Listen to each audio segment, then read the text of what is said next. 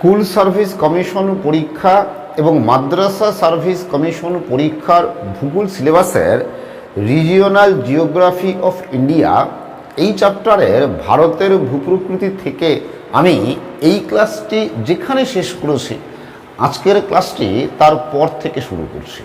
ঠিক আছে, আর এই ক্লাসটিতে আমরা কি পড়েছি? এই ক্লাসটিতে আমরা এই উত্তরের নদী গঠিত সমভূমির ভূতাত্ত্বিক চারটি ভূতাত্ত্বিক বিভাগ সম্পর্কে জেনেছি, তাই তো? ভাবর, তরাই, ভাঙার, খাদার, এই চারটি বিভাগ সম্পর্কে আমরা জেনেছি, তাই তো? আর আজকের ক্লাসে আমরা এই উত্তরের নদী গঠিত সমভূমির যে আঞ্চলিক বিভাগগুলো আছে, এর আগের ক্লাসে বলেছিলাম কয়টা আঞ্চলিক বিভাগ? তিনটা আঞ্চলিক বিভাগ। একটা কি পাঞ্জাব ও হরিয়ানা সমভূমি, একটা গাঙ্গেয় সমভূমি, আর একটা ব্রহ্মপুত্র সমভূমি। আর এই ব্রহ্মপুত্র সমভূমিকে আসাম উপত্যকাও বলা হয়। ঠিক আছে, তাহলে এই যে আঞ্চলিক তিনটা বিভাগ আছে, এবং এই তিনটা বিভাগের মধ্যে গাঙ্গেয় সমভূমি এই বিভাগটাকে আবার তিনটা ভাগে ভাগ করা হয়। একটা হচ্ছে দেখো উচ্চ গঙ্গা সমভূমি, মধ্য গঙ্গা সমভূমি, নিম্ন গঙ্গা সমভূমি। এটা আমি আগের ক্লাসে বলেছি, এই তো। তো আজকের ক্লাসে আমরা এই আঞ্চলিক বিভাগ, এই যে তিনটি বিভাগ আছে, এই বিভাগগুলি নিয়ে বিস্তারিত জানব। এবার আমরা এই ভাগগুলি সম্পর্কে এক এক করে জেনে নিয়ে চলো। ঠিক আছে, দেখো তোমরা এই মানচিত্রে লক্ষ্য করো, মনে করো এই ভারতের মানচিত্র। ঠিক আছে, এই আছে শিবালিক পর্বতশ্রেণী, তাই তো? এই শিবালিকের দক্ষিণে এই যে এই এলাকাটুকু, এই যে এই এলাকা, পুরো এলাকাটাই হচ্ছে কি উত্তরের নদী গঠিত সমভূমি, তাই তো?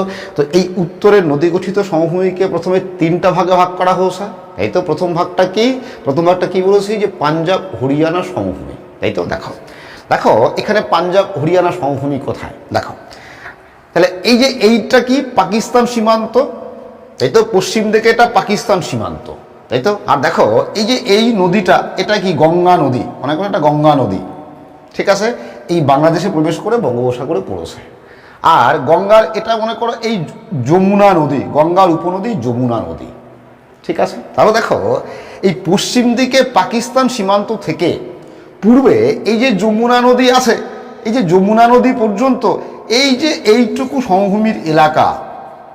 ঠিক আছে, তাহলে পশ্চিমে পাকিস্তান সীমান্ত থেকে পূর্বে কি বলছি? এই যমুনা নদী পর্যন্ত এই যে এইটুকু এলাকা সমভূমির, এইটুকু এলাকাকেই বলা হয় পাঞ্জাব হরিয়ানা সমভূমি। কেন? কারণ এইটুকু এলাকা কোন রাজ্যের মধ্যে পড়ছে? এইটুকু এলাকা পড়েছে পাঞ্জাব ও হরিয়ানা রাজ্যে। তাহলে একটা ভাগ হলো, তাই তো?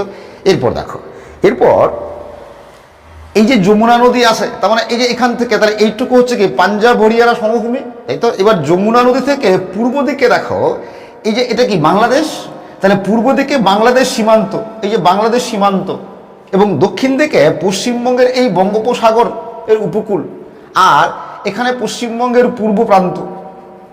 ওকে, তাহলে এই যে এইটুকু এলাকা, এই যে এইটুকু পুরো এলাকা, এই পুরো এলাকাটাই হচ্ছে কি গাঙ্গেয় সমভূমি। ক্লিয়ার? তাহলে গাঙ্গেয় সমভূমির বিস্তার কি দেখো, যে পশ্চিম দিকে কি যমুনা নদী থেকে, পূর্ব দিকে কি এই পশ্চিমবঙ্গের সীমান্ত, এদিকে কি এই বাংলাদেশের সীমান্ত, আর দক্ষিণ দিকে কি দক্ষিণ দিকে কি আছে? পশ্চিমবঙ্গের উপকূল ভাগ বা বঙ্গোপসাগর পর্যন্ত। তাহলে এই যে গোটা এলাকা, এই গোটা এলাকাটাই হচ্ছে কি গাঙ্গেয় সমভূমি। ওকে, আবার পূর্ব দিকে এই যে আসাম রাজ্যে এই যে এইটুকু অংশ, ঠিক আছে, এই অংশটাই হচ্ছে কি ব্রহ্মপুত্র সমভূমি বা আসাম উপত্যকা। ঠিক আছে, তাহলে এই হচ্ছে মূল তিনটা ভাগ, তাই তো? এবার এই যে তিনটা ভাগ, এবার এই তিনটা ভাগ আবার কি বলতো ডিটেলসে জানতে হবে। ঠিক আছে, তাহলে দেখো প্রথমে আমরা এই পাঞ্জাব হরিয়ানা সমভূমি সম্পর্কে ডিটেলসে জেনে নিই। এই পাঞ্জাব হরিয়ানা সমভূমির উপর দিয়ে সিন্ধু নদের 5টি উপনদী প্রবাহিত হয়েছে, তোমরা জানো এটা, তাই কি না? এই 5টি উপনদী কি দেখো, 5টি উপনদী হচ্ছে দেখো যে ইরাবতী, চন্দ্রভাগা, বিপাশা, শতদ্রু আর বিতস্তা। তো এই যে 5টা উপনদী আছে, কার উপনদী বলছি? সিন্ধু নদের উপনদী, তাই তো? এই জন্য এই 5টা উপনদী কি করে, এই 5টা উপনদী পলি সঞ্চয় করে, পলি বালি সঞ্চয় করে এই অঞ্চলটাকে গঠন করেছে। ঠিক আছে, আর এই জন্য যেহেতু এই 5টা উপনদীর পলি বালি সঞ্চয়ের ফলে এই অঞ্চলটার গঠন হয়েছে বা গঠিত হয়েছে, এই জন্য এটাকে পঞ্চনদের দেশ বা পাঞ্জাব বলা হয়। ঠিক আছে, পাঞ্জাব বা পঞ্চনদের দেশ বলা হয়। আর এই যে 5টা নদী মনে রাখবে, 5টা নদীর কিন্তু অন্য নামও আছে, প্রত্যেকটার অন্য একটা নাম আছে। যেমন দেখো, ইরাবতী নদী, ইরাবতী নদীর নাম রাবি নদী। চন্দ্রভাগা নদীর নাম চেনাব নদী। বিপাশা নদীর নাম বিয়াস নদী। শতদ্রু নদীর নাম সুতলেজ নদী। আবার বিতস্তা নদীর নাম ঝিলাম নদী। তাহলে এই যে বিতস্তা বা ঝিলাম, এই নদীটা কি বলতো, এই নদীটা কাশ্মীর উপত্যকার ভিতর দিয়ে প্রবাহিত হয়ে আসছে এবং কাশ্মীর উপত্যকার প্রধান নদী হচ্ছে এই বিতস্তা বা ঝিলাম নদী। একবার WBCS পরীক্ষায় প্রশ্ন ছিল যে কাশ্মীর উপত্যকার প্রধান নদী কোনটি, তাহলে উত্তর কি হবে, এই বিতস্তা বা ঝিলাম নদী। ঠিক আছে, তো এই যে নদীগুলোর যে নামগুলো কিন্তু মনে রাখবে। ওকে, দেখো তাহলে কি বললাম, এই যে 5টি নদী কার, সিন্ধু নদের 5টি উপনদী, তাই তো, সিন্ধু নদের 5টি উপনদী এখানে পলি বালি সঞ্চয় করে এই অঞ্চলটার গঠন করেছে। এই জন্য মনে রাখবে এই অঞ্চলটাকে কি বলতো, সিন্ধু সমভূমিও বলা হয়। মানে পাঞ্জাব হরিয়ানা সমভূমি কিন্তু সিন্ধু সমভূমি নামেও পরিচিত। তাহলে দেখো যে এখানেও এই পাঞ্জাব সমভূমি, পাঞ্জাব হরিয়ানা সমভূমি তো কি আছে, ভাঙার খাদার আছে, তাই তো। আর ভাঙার কি খাদার কি আগের ক্লাসেই বলেছি, তাই তো। তো এই পাঞ্জাব সমভূমিতে নদীর তীরবর্তী, নদীর তীরে যে নবীন পলিমাটি আছে বা যে খাদার আছে, সেই খাদার বেট নামে পরিচিত, আগের ক্লাসে বলেছি। ওকে, আবার নদী থেকে দূরবর্তী যে প্রাচীন পলিমাটি আছে, সেই প্রাচীন পলিমাটি ধায়া নামে পরিচিত। মানে পাঞ্জাবে যেটা ভাঙার, তাই তো, ভাঙারটাই পাঞ্জাবে কি ধায়া নামে পরিচিত, এটাও আগের ক্লাসে বলেছি, তাই তো। এবার দেখো, এবার এই যে পাঞ্জাব হরিয়ানা সমভূমি এর উত্তর দিকটা, এই যে উত্তর দিকটা কি বলতো, উত্তর দিকে অধিক ক্ষয়যুক্ত সমতল ভূমি দেখা যায় বা অধিক ক্ষয়যুক্ত এলাকা দেখা যায়। ঠিক আছে, তো এই যে অধিক ক্ষয়যুক্ত এলাকা, এই অধিক ক্ষয়যুক্ত এলাকাটাকে খোস বলা হয়। কি বলছি, অধিক ক্ষয়যুক্ত এলাকাটাকে খোস বলা হয়। এটাও কিন্তু প্রশ্ন হতে পারে। ঠিক আছে, তো এই হোশিয়ারপুরে এই খোস চো নামে পরিচিত, এটাও কিন্তু মনে রাখবে। এরপর দেখো যে সিন্ধু নদের এই যে 5টি উপনদী আছে, এই 5টি উপনদী 5টি দোয়াব সৃষ্টি করেছে। আর দোয়াব কি আমরা আগের ক্লাসে বলেছি এবং তোমরা জানো, তাই তো, যে দুটা নদীর মধ্যবর্তী সমভূমি বা সমতল এলাকাই হচ্ছে দোয়াব। এই তো, 5টি নদী কি, তোমরা এই 5টি নদী পূর্ব দিক থেকে পশ্চিম দিকে সিকোয়েন্সটা কিন্তু মনে রাখবে। দেখো এই 5টি উপনদীর একদম সবার পূর্ব দিকে আছে দেখো এই শতদ্রু নদী। ঠিক আছে, এরপরে দেখো তার পশ্চিম দিকে আছে এই নদীটা বিপাশা নদী। ঠিক আছে, এর পশ্চিমে আছে দেখো এই নদীটা ইরাবতী নদী। ওকে, এরপরে দেখো এই নদীটা চন্দ্রভাগা নদী। ঠিক আছে, আর এই নদীটা বিতস্তা বা ঝিলাম নদী। ঠিক আছে, আর এটা হচ্ছে কি সিন্ধু নদ। তাহলে এই সিন্ধু নদের সাথে এই 5টি উপনদী এসে মিলিত হয়েছে। কি বলছি, তোমরা কিন্তু এই সিকোয়েন্সটা খুব ভালো করে মনে রাখবে যে পূর্ব থেকে পশ্চিম দিকে কে আছে। তাহলে পূর্ব দিকে শতদ্র, তারপরে বিপাশা, তারপরে ইরাবতী, তারপরে চন্দ্রভাগা, তারপরে ঝিলাম, তাই তো। দেখো, তো এই যে 5টি উপনদী কি বলেছি, 5টি দোয়াব সৃষ্টি করেছে। তাহলে দোয়াবগুলো কি, এই মাঝখানের জায়গাগুলোই কি একটা করে দোয়াব, তাই তো। তাহলে দেখো এই যে শতদ্রু আর এই যে শতদ্রু নদী আছে আর এই যে বিপাশা নদী আছে, শতদ্রু আর বিপাশার মাঝখানের এই যে দোয়াব, এই দোয়াবটাকে বলা হয় 20 জলন্ধর দোয়াব। ঠিক আছে, প্রশ্ন হতে পারে কিন্তু যে শতদ্রু ও বিপাশা নদীর মাঝের দোয়াবকে কি বলে। ওকে, তাহলে উত্তর কি হবে, 20 জলন্ধর দোয়াব। ওকে, আবার দেখো, আবার এই যে বিপাশা আর ইরাবতীর মাঝখানের এই যে দোয়াব, তাহলে বিপাশা আর ইরাবতী নদীর মাঝখানের এই যে দোয়াব, এই দোয়াবটাকে বলা হয় রাবি দোয়াব, মনে রাখবে। তাহলে বিপাশা আর ইরাবতীর মাঝখানের এই দোয়াবটা হচ্ছে রাবি দোয়াব। ওকে, আবার দেখো তাহলে এই যে ইরাবতী আর চন্দ্রভাগা আছে। ঠিক আছে, তো ইরাবতী আর চন্দ্রভাগার মাঝখানের এই যে দোয়াব, এই দোয়াবটা হচ্ছে, এই দোয়াবটার নাম হচ্ছে রচনা দোয়াব। ঠিক আছে, তাহলে রচনা দোয়াব কোন কোন নদীর মাঝখানে অবস্থিত, দেখো এটা কি ইরাবতী নদী, এটা কি চন্দ্রভাগা নদী। তো ইরাবতী আর চন্দ্রভাগা নদীর মাঝখানের এই দোয়াবটাই হচ্ছে রচনা দোয়াব। ঠিক আছে, আবার দেখো এই চন্দ্রভাগা নদী আর এই ঝিলাম নদী বা বিতস্তা নদী, তো এই চন্দ্রভাগা নদী আর এই ঝিলাম নদীর মাঝখানের এই দোয়াবটা হচ্ছে চাজ দোয়াব। মনে রাখবে, প্রশ্ন হতে পারে যে ঝিলাম ও চন্দ্রভাগা নদীর মাঝের যে দোয়াব, সেই দোয়াবটি কি নামে পরিচিত? তাহলে উত্তর কি হবে? চাজ দোয়াব। ওকে, আর দেখো এই যে সিন্ধু নদ আর এই ঝিলাম নদী, ঠিক আছে, আর এই চন্দ্রভাগা নদী, মানে এই যে এই এলাকাটা দেখো, তিনটা নদী কি আছে? সিন্ধু নদ, ঝিলাম নদী আর চন্দ্রভাগা নদী। এই নদীর মাঝখানের এই যে দোয়াব, এই দোয়াবটা হচ্ছে সিন্ধু সাগর দোয়াব। ওকে, তো এই পাঁচটা হচ্ছে দোয়াব।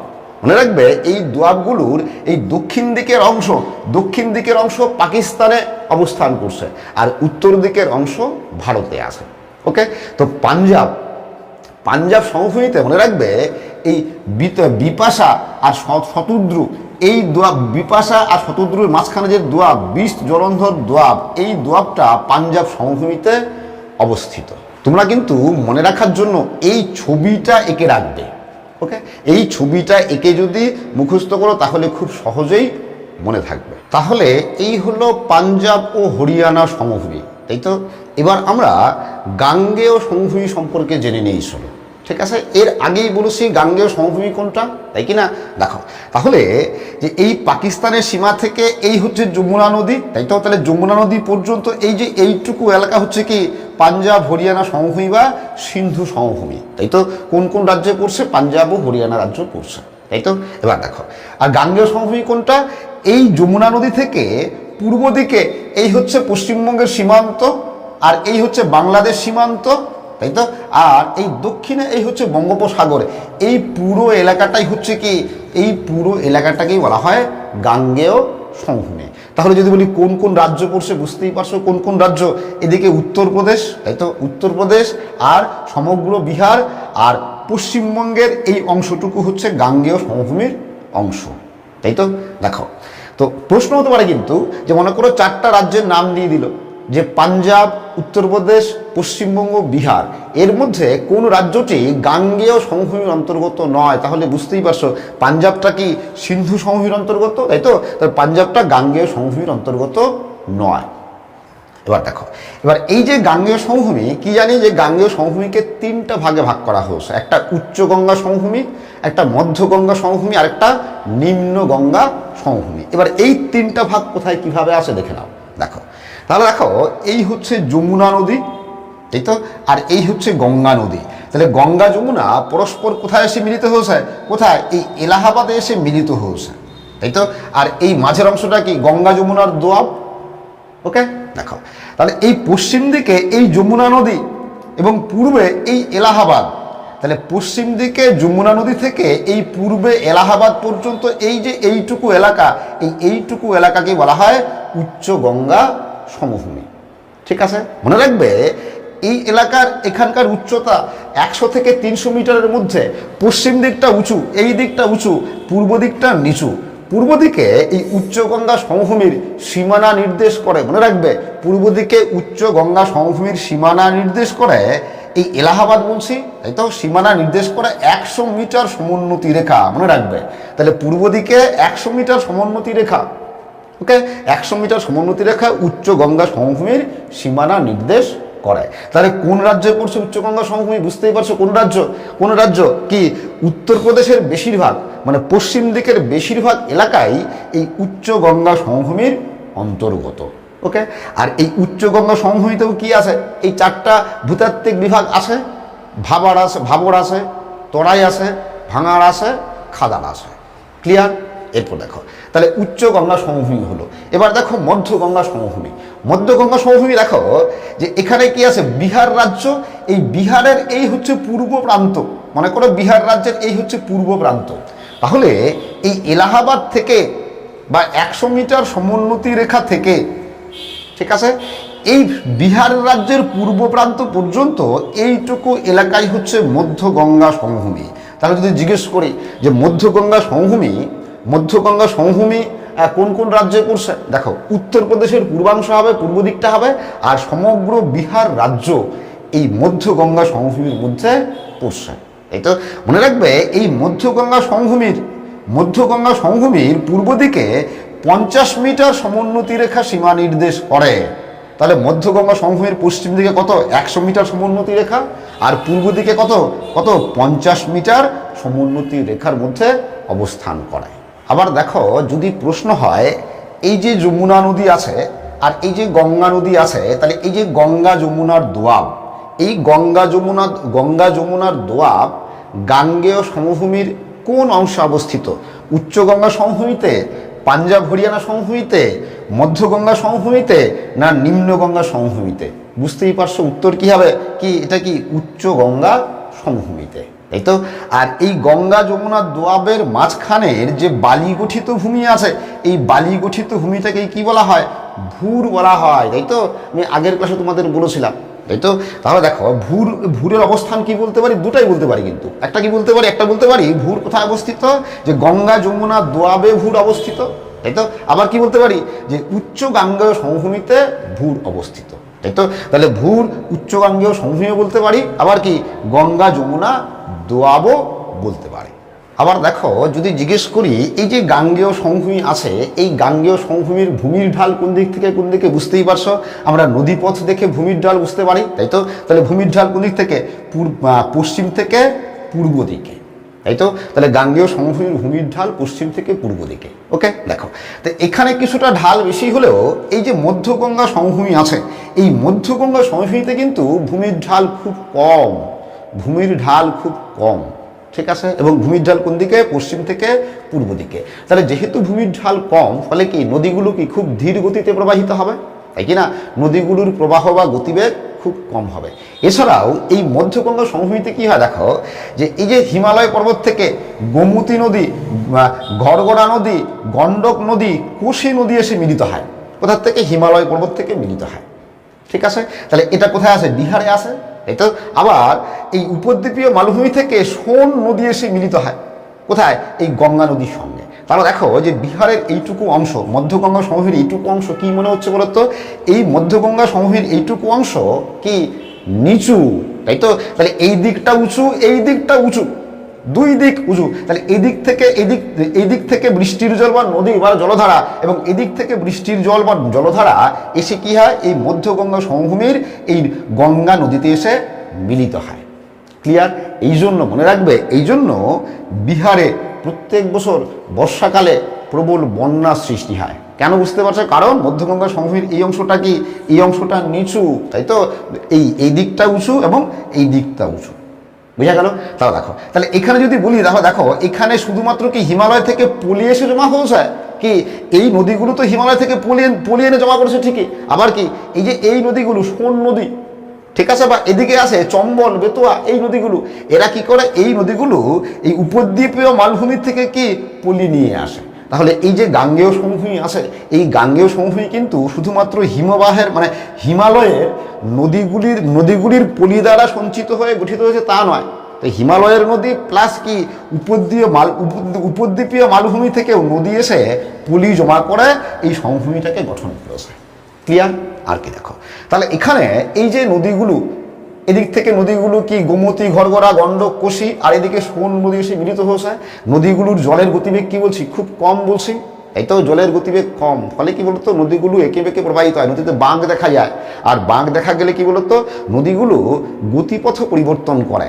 গতিপথ পরিবর্তন করলে কি বলতো? যেমন আমরা জানি, নদী গতিপথ পরিবর্তন করলে কি অশ্বক্ষুরাকৃতি হ্রদ, ঝিল এগুলো তৈরি হয়। ওকে, তো এই মধ্যগঙ্গা সমভূমিতে ভূমি কিছুটা আর্দ্র, স্যাঁতসেঁতে এবং প্রচুর ওই পরিত্যক্ত নদী খাত, ঝিল বা অশ্বক্ষুরাকৃতি হ্রদ দেখা যায়, যেগুলোকে এখানকার স্থানীয় ভাষায় এই জলাশয়গুলোকে বা হ্রদগুলোকে তাল বলে। ঠিক আছে? তাহলে তাল আমরা দুই জায়গায় পাবো। এখানে এই মধ্যগঙ্গা সমভূমিতে যে অশ্বক্ষুরাকৃতি হ্রদ বা জলাশয়, সেগুলোকেও তাল বলে, তাই তো? আবার উত্তরাখণ্ডের কুমায়ুন হিমালয়ে, এটা উত্তরাখণ্ডের কুমায়ুন হিমালয়ে কি যে হিমবাহ সৃষ্ট যে হ্রদ, সেই হ্রদগুলোকেও কি তাল বলে। তাহলে এখানে এই তালগুলো তৈরি করেছে কে? এখানে এই তালগুলো তৈরি হয়েছে কি? নদীর দ্বারা, নদীর পরিত্যক্ত খাত। আর উত্তরাখণ্ডে কি তালগুলো তৈরি হয়েছে কি দিয়ে? কি হিমালয়ের বা হিমালয়ের বরফ গলে জল দিয়ে তৈরি হয়েছে। তো এই জলাশয়গুলোকে শুধু যে তাল বলে তা না, এই জলাশয়গুলোকে তাল বা কাউরও কিন্তু বলে, মনে রাখবে, তাল বা কাউরও বলা হয়। তাহলে এই যে তাল এবং কাউর কোথায় দেখা যায়? তাল এবং কাউর এই মধ্য গঙ্গা সমভূমিতে দেখা যায়। এরপর দেখো এই নিম্ন গঙ্গা সমভূমি। তাহলে নিম্ন গঙ্গা সমভূমি কোনটা? কি বলছি? এই বিহারের পূর্ব সীমা, তাই তো? তার মানে এটা কি 50 মিটার সমোন্নতি রেখা, এই তো? তাহলে বিহারের পূর্ব সীমা বা 50 মিটার সমোন্নতি রেখা থেকে এই যে বাকি পশ্চিমবঙ্গের এই যে এইটুকু অংশ, তার মানে কি বলতো? পশ্চিমবঙ্গের উত্তরের পার্বত্য অঞ্চল আর পশ্চিমবঙ্গের পুরুলিয়া বা মালভূমি অঞ্চল বাদে বাকি পুরো অংশটাই হচ্ছে কি নিম্ন গাঙ্গেয় সমভূমির অংশ বা নিম্ন গাঙ্গেয় সমভূমি। ঠিক আছে? তো এই নিম্ন গাঙ্গেয় সমভূমির উচ্চতা 50 মিটারের মধ্যে, কারণ এখানে আছে 50 মিটার সমোন্নতি রেখা, তারপরে 50 মিটারের কম বা 50 মিটারের মধ্যে কার নিম্ন গাঙ্গেয় সমভূমির উচ্চতা। ঠিক আছে? আর এই নিম্ন গাঙ্গেয় সমভূমির একটা বড় অংশই কি বলতো? যে পৃথিবীর বৃহত্তম বদ্বীপ গাঙ্গেয় বদ্বীপের অংশ, এই একটা বড় অংশই নিম্ন গাঙ্গেয় সমভূমির একটা বড় অংশই হচ্ছে পৃথিবীর বৃহত্তম বদ্বীপ কি পৃথিবীর বৃহত্তম বদ্বীপ গাঙ্গেয় বদ্বীপের অংশ। ওকে, এরপর দেখো, এরপর হচ্ছে এই যে এই অংশটা থাকলো, এটা কি? এটা ব্রহ্মপুত্র সমভূমি আসাম উপত্যকা, তাই তো? তা দেখো এই ব্রহ্মপুত্র সমভূমি কার দ্বারা গঠিত হয়েছে বলতো? পুরো আসাম উপত্যকাটাই কি ব্রহ্মপুত্র সমভূমি, তাই তো? তাই তো? দেখো কি হয়েছে, এই ব্রহ্মপুত্র নদ এই অংশের উপর দিয়ে প্রবাহিত হয়েছে, তাই তো? প্রবাহিত হয়ে বাংলাদেশে গিয়ে কি গঙ্গার সঙ্গে মিলিত হয়েছে। তো এই যে এই এলাকাটা কি ব্রহ্মপুত্র এবং তার উপনদী পলি সঞ্চয় করে এই ব্রহ্মপুত্র সমভূমিটাকে গঠন করেছে। এখানে কি বলতো? এখানকার নদীতে প্রচুর নদী চর ও নদী দ্বীপ দেখা যায়। যেমন তোমরা জানো যে ব্রহ্মপুত্রের মাজুলি দ্বীপ, তাই তো? ব্রহ্মপুত্রের মাজুলি দ্বীপ কি নদী দ্বীপ, তাই তো? ভারতের বৃহত্তম নদী দ্বীপ। ঠিক আছে? আর এই অংশের উচ্চতা 30 থেকে 130 মিটার। তো এই হচ্ছে তোমার উত্তরের নদী গঠিত সমভূমির সম্পূর্ণ বিবরণ। ওকে, আশা করি তোমরা বুঝতে পেরেছো। আজকের ক্লাস আমি এখানেই শেষ করছি। তোমরা সবাই ভালো থাকবে, সুস্থ থাকবে। আবার দেখা হবে পরের ক্লাস।